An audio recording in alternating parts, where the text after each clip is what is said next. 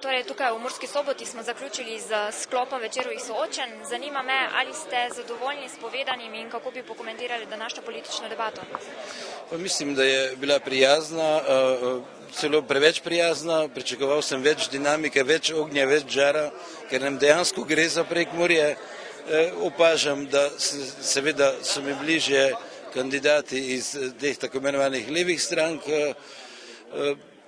Mislim pa, da se v nečem strinjamo, kar je bistveno, skoraj plebiscitarno je ta okrogla miza pokazala, da smo proti elektrarnam na Muri.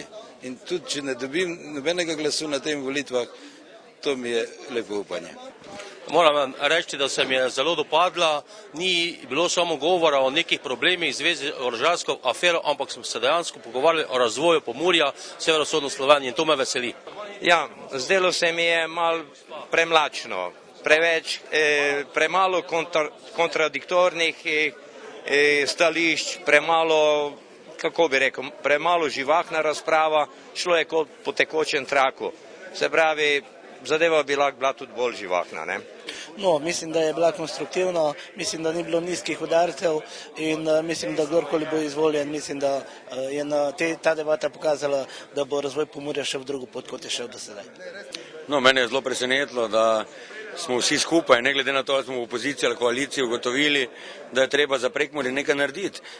Najbolj so me pa presenetili, bom rekel, predstavniki vladnih strank, ki so zagovarjali v bistvu danes tukaj tisto, kar smo 4 leta iz opozicije trobili, takrat pa žal ni bilo posluha za te stvari. Jaz mislim, da je bila debata predvsem zelo dobro vodena, ni se vleklo kot jara kača na najrazličnejše teme, ki tule ljudi, ki so poslušalstvo ne zanimajo. Zelo v redu, moram priznati, da je bilo zelo v redu, tudi bile so prave teme in ni bilo recimo kot na nekem kvizu, kjer bi ljudi bodoče poslance spraševali, ali znajo pravilno odgovoriti ali ne znajo pravilno odgovoriti in jih potem dejansko spravljali v nemogoč položaj. Moramo se zavedati, da kandidati za poslance ali politiki nismo supermeni, ne obvladamo vseh področij v enake meri in zato mislim, da je današnja ta razprava bila zelo ciljno usmerjena, skratka regionalni razvoj kot tak.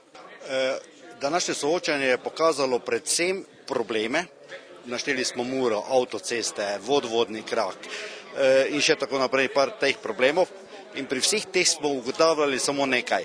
Prosimo, da nam da Ljubljana, nismo z nekimi stvarmi zadovoljni, ker so nas pripeljali okrog žejne, okrog vode in mislim, da je skrajni čas, da Pomurje ali pa Prlekija in Prekmurje dobijo poslance, ki bodo za to pokrajino nekaj napravili.